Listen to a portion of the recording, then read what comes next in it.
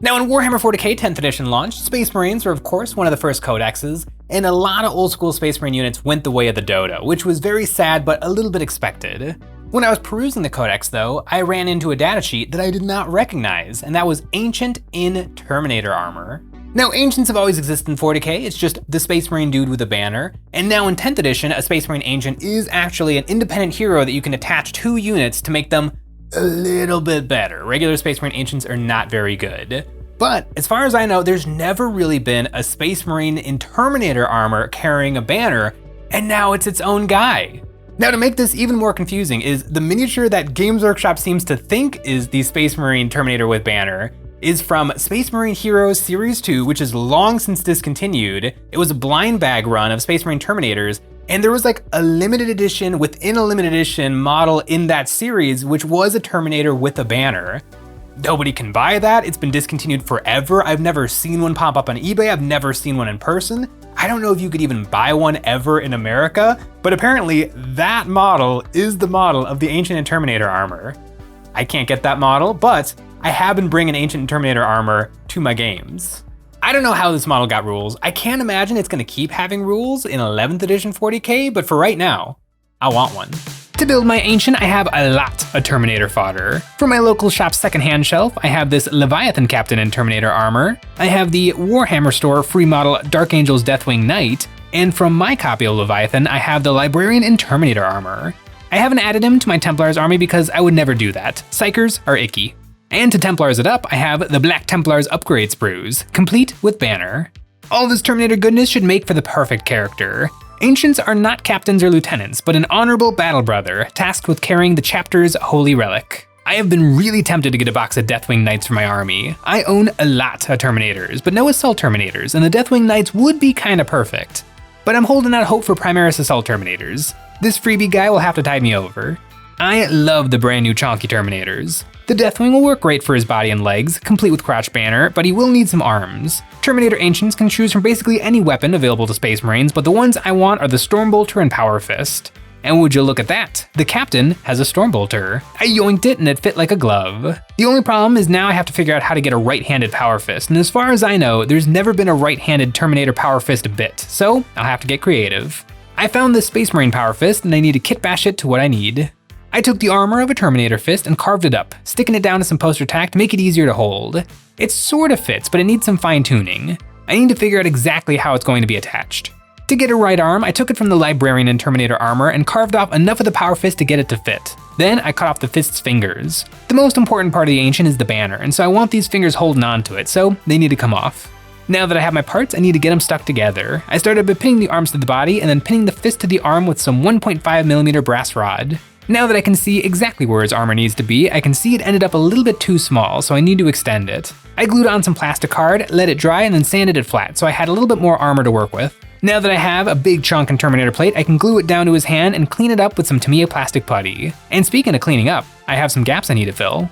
I broke out the green stuff and got to work sculpting, sticking it onto his armpits and using a wet toothpick to smooth it out and sculpt on the ridges to make it match his undersuit. I stuffed green stuff into his left arm and glued it all around a pin. All of this pinning is probably overkill. It's more to keep everything secure while it dries, so I can keep working rather than actually needing all this strength. Now his right arm is missing a shoulder pad, so I scraped away all the details from the Deathwing Knight's shoulder so I can slap a Templar decal on there later. After that, I found a Termi shoulder camera and glued this onto his hood.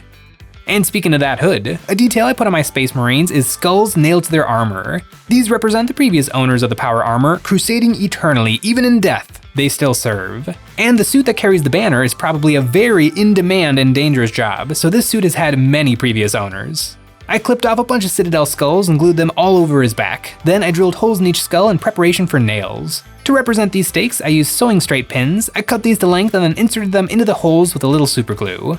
It's like a bouquet of flowers, but instead it's the skulls of his fallen battle brothers. Looking this guy over, I noticed I glued on the wrong shoulder pad. I somehow cleaned and prepared this bit, but then didn't glue it on. Glad I noticed this before he was primed.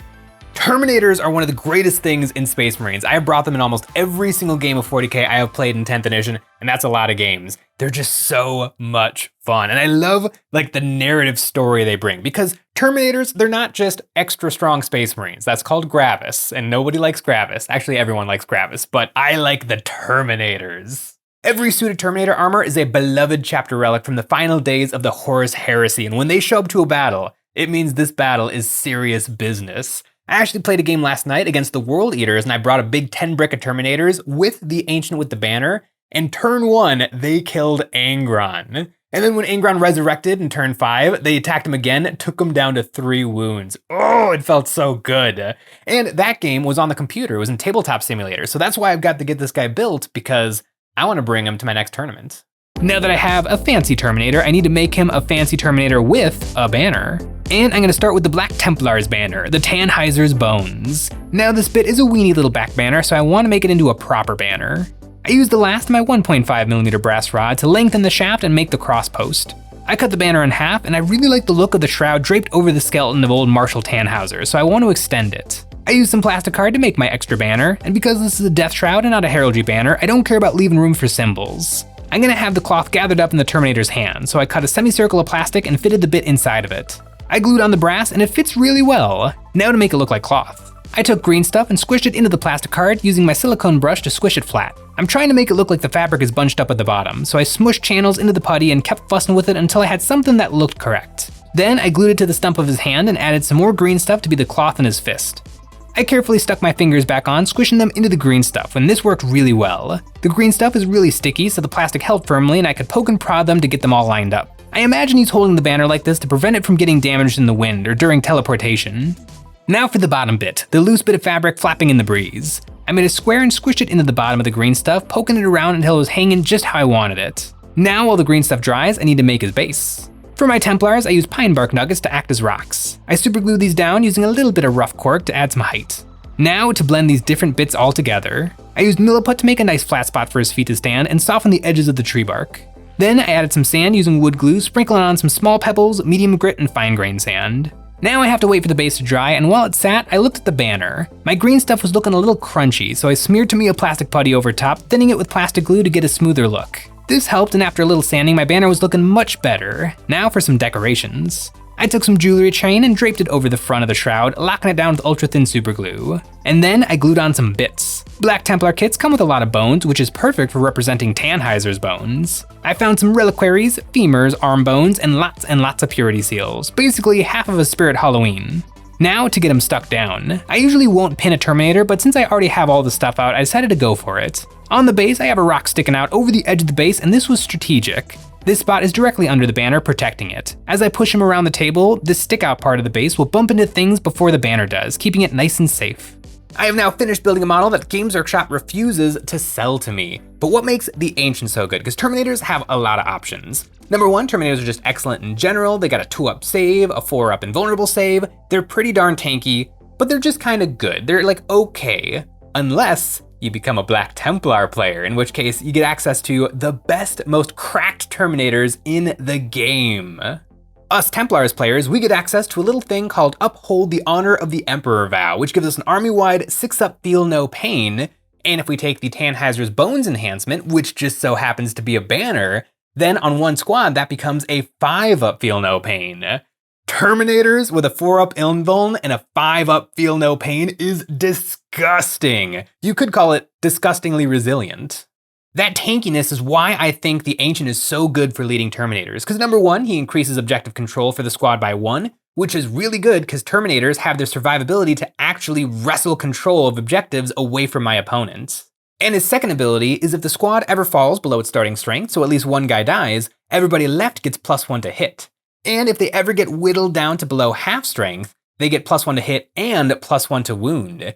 An incredibly spicy ability because Terminators are really hard to kill. So over the course of the game, they're gonna spend time in both of those brackets. And that gives them an incredible amount of extra power without needing to spend a single command point. This guy's abilities synergize so well with how I like to play my Terminators. He's just the best. And it just gives me a great opportunity to paint up another Space Marine character that is going to look great in a Cobalt Keep display case with the rest of my heroes. Not only does Cobalt Keep make the highest quality magnetic wargaming bases around, but their display cases are the best way to protect, display, and transport your prized mini collection in style. Their hero display case can hold one epic miniature with a built-in metal plate in the bottom, so you don't have to worry about magnet polarity. Your model will be held fast, keeping your Cheeto fingers off. And these cases are stackable, so you can show off your collection in style. Cobalt Keep's Army Display Case are the next step up, able to hold an entire squad or warband of tabletop miniatures. The floor of these cases is made of a large metal sheet, so your model will be held securely no matter where you put them in the case. From experience, I can say rocking up to your friendly local game store with your models in one of these bad boys will get you a lot of attention. The high-quality crystal clear polycarbonate shell securely clips into place, keeping your minis safe. And if you have a model too big for the army case, Cobalt Keep has you covered with their cavalry cases. These are big enough to hold cavalry, actual monsters, and any other big impressive centerpiece model in your collection. If you want to give these magnetic miniature display cases a try for yourself, you can shop with the code EOB20 to get 20% off your order of Cobalt Keep cases. A big thanks to Cobalt Keep for sponsoring this Terminator. He will look lovely alongside his fellow heroes of the Crusade. Looking around my painting desk, I found that I have already primed and zenithal Terminator heads from the last time I painted up a batch. This will save me a little bit of time. I gave my Ancient a black prime and zenithal, the start of all my Templar minis. Now for a splash of my Templar's soup, which is a combination of black Templar, Leviathan blue, and Lamian medium. I picked out all his armor with this mix. Contrast paint can be tricky. It looks lovely, but only when applied correctly. The trick is to get it on there fast, so it has time to settle before it dries. The trick I like to use is to paint all of something at once. His entire foot, then his entire ankle, then his entire crotch. After black, I moved on to Skeleton Horde, on all the cloth, purity seals, knee, and shoulder pads. This Skeleton Horde stuff ended up a little bit dark, so I brightened them up using a puff of white from my airbrush. Then I used Wildwood to shade the tan parts. Now that I have some colors down, I can start to highlight, doing a little bit of dark blue-black highlights on the armor and working up to a little bit of light gray. Then for the cloth, I did a lot of highlighting, going from tan all the way up to white in a scratchy pattern to give it some texture. I used these same colors on the skulls, focusing on their brows, temples, and tops. Now to add some more colors. My Templars have accents of red and yellow, so I put red checkers down, highlighting them up to pure saturated red. And then I put yellow on his shield and Holy Stormbolter, using Reichland Flesh Shade to shade the yellow. I used a white paint to punch up the Crux Terminatus and Imperialis details, and the metal trim for his extra special shoulders. Now that the body is done, it's time to give him a head. I highlighted a face with white paint, keeping the recesses dark black and giving him glowing red eyes. I love the pig faces of Terminator helmets. They look really weird. I nipped this off and glued it into place, and now it's time for decals. I found a Templar cross I like, and I cut a white symbol for his power fist. I slid these into place and crushed them down with a damp paper towel to squeeze out the air. And you know what else could use a good squeeze? That's right, our website. For the month of November, EonsOfBattle.com is getting chaotic with the Desecrated Engine, a war machine that can loosely be called a tank, but such an ordinary word does not properly describe the power of this demonic machine. With grasping chainsaw-tipped claws and a tummy blaster that won't quit, this unstoppable engine of chaotic might can roar its way through a battlefield. This insect-like monstrosity comes fully loaded with armor and weapon options so that it is ready to rumble with any army that dares to face it. On the white symbol, I used tan paint to make it look as dirty and faded as the rest of the model's details, and a little sponging of dark gray to make it look more like chipped paint. Now that I've got his tactical dreadnought armor all painted up, even though he is heavily kitbashed and converted, he does look mostly like a bog standard Terminator with Stormbolter and Power Fist, and that's actually kinda perfect. If Games Workshop ever decides, oops, we didn't mean for Ancient and Terminator armor to be a thing, he will work perfectly as just a bog standard Terminator. But as long as I can take the Ancient, I'm gonna take the Ancient. And now for the Ancient-y bit. Gotta figure out what to do about that banner. I don't know what to do with this banner yet, so I started out by doing some value sketching, using white paint to brighten the details in the Games Workshop bit and my green stuff work. I think the airbrush will be the best tool here, so I need to protect the work I've already done. I wrapped my Termy in tinfoil, using painter's tape to seal him up tight. Then I used Silly Putty to cover up his fingers. Now that I can safely airbrush, I use Skeleton Horde and Wildwood to darken the Death Shroud, and then use some browns and tans I already had on my palette, working up to pure white. He's a spooky, scary skeleton after all. On the purity seals, I laid down some extra white paint so that they look separate from the cloth, and bright red purity seals add a nice pop of color to this drab fabric. I pulled off the protective layer and base coated all the metal bits in a dark gray, highlighting up to gray, and for the lantern, I dripped watered down orange paint, letting it fill up all the little cells, which I added tiny dots of yellow to. Now that's a banner. Now it might look like he's missing something, and he is, but first he needs a varnish. I like Vallejo Mecha Satin Varnish. My Terminators get beat up a lot, both by my opponents and by my clumsiness with my models, so this will keep the paint nice and safe. And now that the paint's protected, I can add some metallics. I sponged silver over all of his armor, making him look very beat up and ancient. Then I took special care dry brushing his weapons and banner to get a metallic sheen on these parts. Now the only thing left is the base. I got my Templar's Special, Vallejo Earth sprayed on thin through the airbrush, and a dry brushing of Pro Acryl Olive Flesh. I painted the rim of the base black, and as a final detail, top supporters on the EonsOfBattle.com website get their names on a member of my Templar's Crusade. Introducing Hobag, the Chapter Ancient. The Ancient and Terminator armor is now done and ready to join my ridiculous Terminator collection. I own 25 Terminators, I've got a Terminator Captain, I've got multiple Chaplains in Terminator armor, and now I've got the Ancient. I'll never have a Librarian in Terminator armor. Librarians are icky. Now you might think with all these Terminators, that means that my Terminator collecting days are over, but not even close. Number one, I need another 5 Terminators to bring me up to an even 30, and the maximum I can bring in a game of 40k, but then I need Assault Terminators. I have no Assault Terminators, so whenever Games Workshop decides to make a newer Assault Terminator kit, I'm gonna have to make 30 of those. I really like how my Ancient turned out, and I really like that I was able to use up a lot of the Terminator bodies I had laying around. If any of you guys out there want to build an Ancient in Terminator armor, I would highly suggest getting the normal Space Marine Ancient kits, because it actually comes with 2 banners. So you can just build one according to the instructions and have an Ancient, and then you can take that banner, slap it on a Terminator, and then get a Terminator Ancient. A big thanks to Cobalt Keep for sponsoring this video. I gotta start writing some Space Marine lists with Terminator Ancient in them. Thanks for watching.